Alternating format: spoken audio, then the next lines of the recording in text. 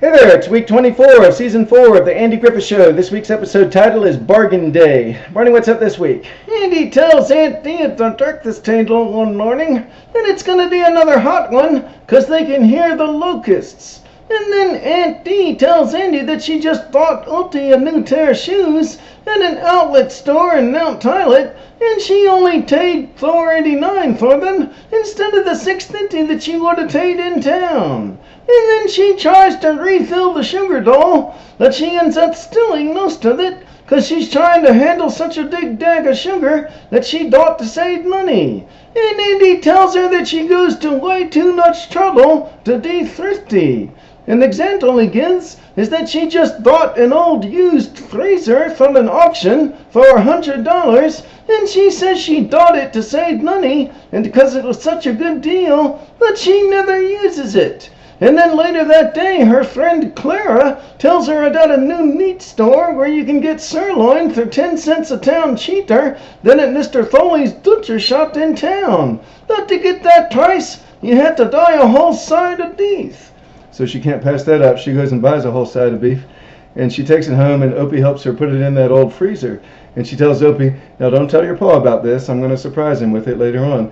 And Opie says, okay. And they plug in the freezer, and it makes this terrible noise, and it rocks back and forth. It's obviously not in good condition at all. And she uses part of that meat to cook roast beef for supper. And she's all excited about pleasing Andy with it, but he tells her at the supper table that it's kind of tough.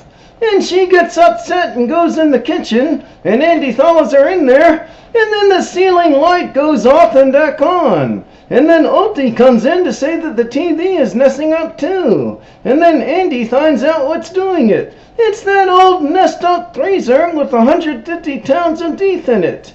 And it gets a short circuit, and it creates sparks that night, and then the next morning it dies completely. So before Andy goes to work, he tells Aunt Bee to call a guy in Mount Pilot that they know that works on refrigerators and freezers, and he says he's the only one that might could fix it because it's so old. If he can't, nobody can. And Aunt Bee doesn't want to call him because she says he was so expensive when he came last time to fix their refrigerator.